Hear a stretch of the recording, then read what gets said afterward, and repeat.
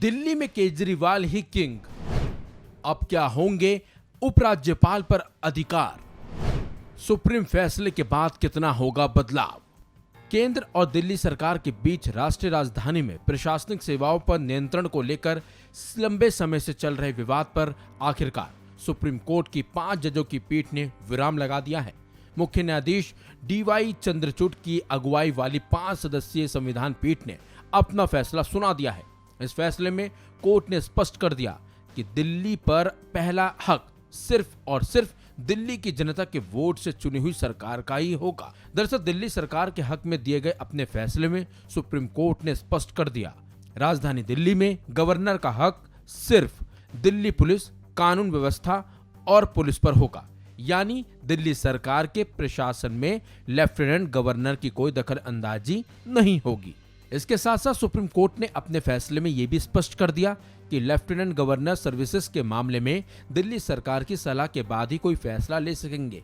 ऐसे में सवाल ये उठता है कि राजधानी दिल्ली में अब एलजी की क्या शक्तियां रह गई हैं और उनके पद पर क्या औचित्य और महत्व शेष रह गया है। आपको बता दें, भारत के राष्ट्रपति का केंद्र शासित प्रदेशों के शासन पर सीधा अधिकार होता है और वो वहां पर शासन करने के लिए एलजी की नियुक्ति करती हैं। लेकिन वहीं पर कुछ केंद्र शासित प्रदेश जैसे दिल्ली, जम्मू कश्मीर और पुडुचेरी में वहां की विधानसभाओं को शासन का अधिकार दिया है। एलजी की भूमिका इन राज्यों में अभी तक राज्य और केंद्र सरकार के बीच चेक और बैलेंस को बनाए रखने के लिए थी, ताकि जनता द्वारा चुनी गई सरकार संवैधानिक सीमा में रहकर काम कर सके। चलिए अब आपको बता देते हैं कि आखिर केंद्र शासित प्रदेश में गवर्नर के अधिकार क्या क्या होते हैं। लेफ्टिनेंट गवर्नर जरूरत पड़ने पर विधानसभा सत्र को बुला सकता है, सत्र की अवधि भी बढ़ा सकता है या फिर सत्र को समय से पहले घटा भी सकता है। आम चुनाव के बाद पहले सत्र की शुरुआत में और हर साल के पहले सत्र की शुरुआत में एलजी विधानसभा को संबोधित कर सकते हैं।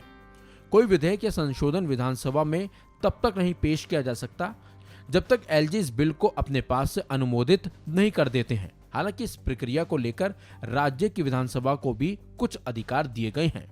दरअसल कुछ बिल ऐसे भी हैं जिनको बिना एलजी के अनुमोदन के बाद विधानसभा में पेश किया जा सकता है।